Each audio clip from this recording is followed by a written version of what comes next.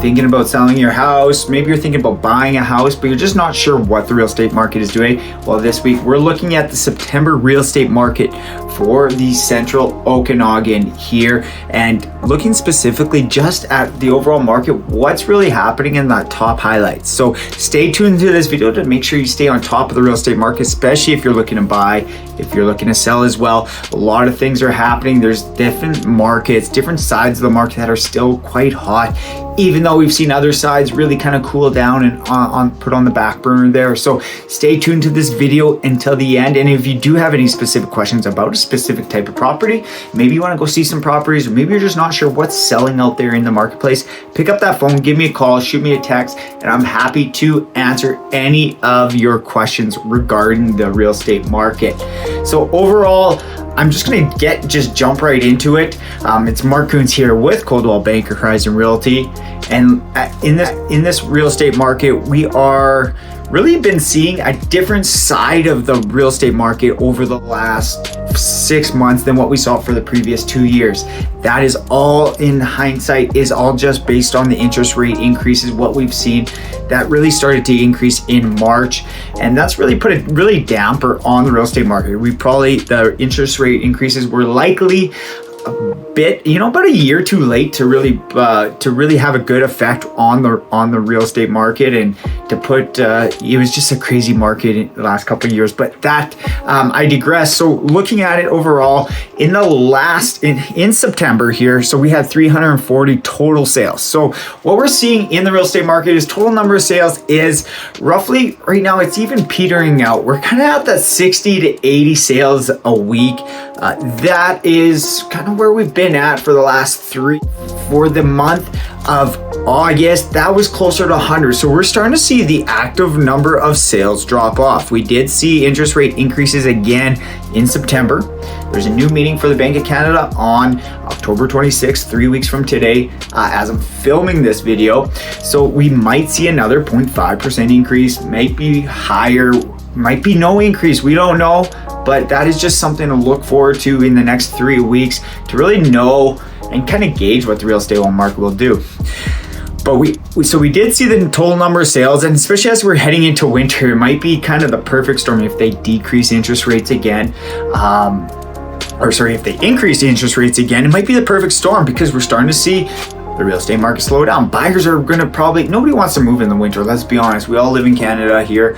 As beautiful as the Okanagan is, it still sucks moving in winter.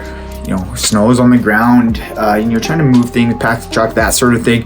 Moving sucks, and nobody wants to do it in the winter. So we're probably going to see a lot of the demand happen, kind of in the next 2 weeks or so. The next 3 weeks, I guess, before the interest rate increase, and then it'll probably kind of really cut off, especially if they increase the interest rates again. So if you are thinking about selling this year, you need to get out this year right now.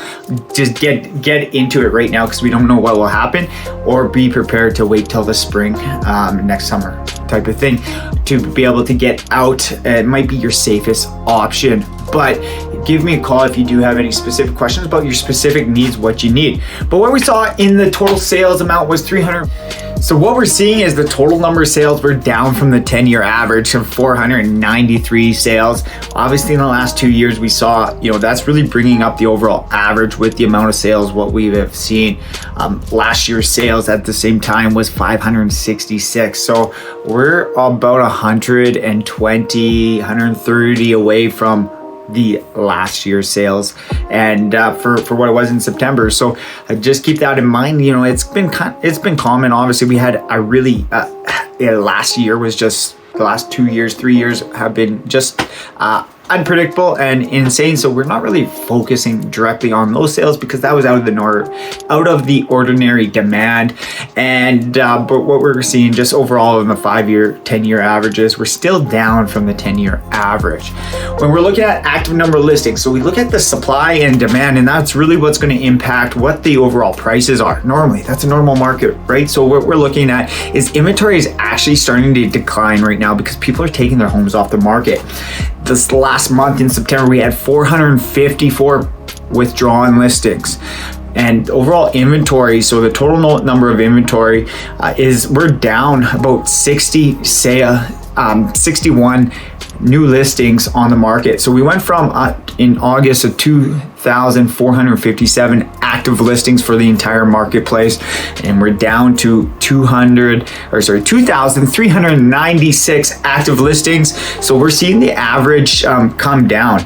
Last year we were at 1,370 active listings at the same time. So inventory is up there, signifying a little bit more of a balanced market, and we're about 96% on the 5-year average. So we're just right kind of in that threshold of a balanced market for what the 5-year average total active listings is. I believe that's a healthy marketplace, and it's going to give buyers a lot more options. That's really what, and then the interest rates and everything like that. A lot of buyers are just sitting on the sidelines waiting for that right house to come up, especially if they're going to have to pay more for it. So with the interest rates, so they're just kind of waiting to see what will happen. But there is the motivated sellers and motivated buyers that are really motivated and want to move here before winter, that sort of thing. So we are on a weekly basis, right? This last week and the last 7 days saw 66 sales. We'll see if that trend continues or if it increases there. That is quite a little bit lower than what we've seen, and that's maybe a signifying that we're going into the seasonal slowdown, and we're going to start to see a little bit more of the seasonal slowdown happen here.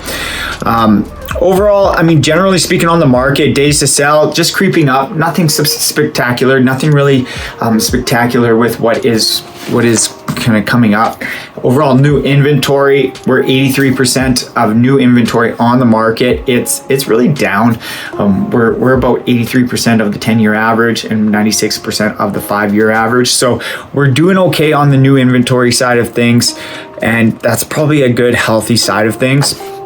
One thing where you want to make sure you pay attention to the real estate market and not just pay attention to the headlines, because single family, in the weekly email that I sent out there, the single family went up last month compared to this month by about $250,000 for the average sale of a single family home. So if you want to read the headlines, I could post a headline that's saying, average prices are up, and post this, and it's a little bit misleading. So you just need to make sure anytime you see these headlines, anytime you see these articles online, or whoever is posting it, just make sure that you're looking at the actual numbers and what they're comparing, especially when they say, average sale prices are increasing, because we are seeing a lower number of sales. Maybe there is a $5 million property that sold and all the other properties were worth $800,000. That would bring up the average potentially to a certain point. So it just really depends on what you're looking at. So last month, what we saw average price for a single family house was $1,084,000. What we saw September for average price, $1,319,000. So that's where, just don't read the headlines, pay attention to the actual numbers. The average price went up. That's just a stat I just thought I'd throw at you. Just the amount of inventory out there in the purchase in the inventory. Just a lot of options for buyers. Buyers can't really decide, and at that point, maybe people aren't super motivated to sell, and they're just gonna not chase the market down type of situation. So everybody has a different pricing strategy.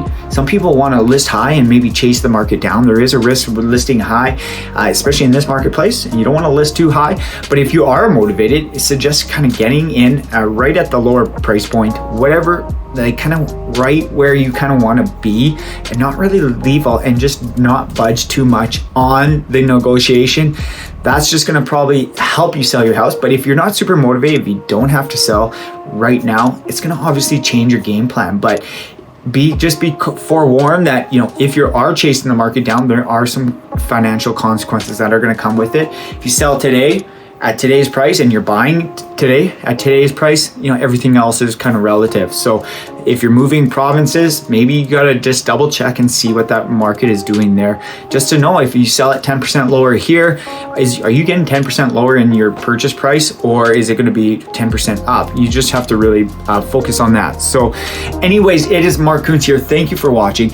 And if you do have any questions, reach out, give me a call, shoot me a text. I'm happy to help you, and that's what I'm here for. Take care.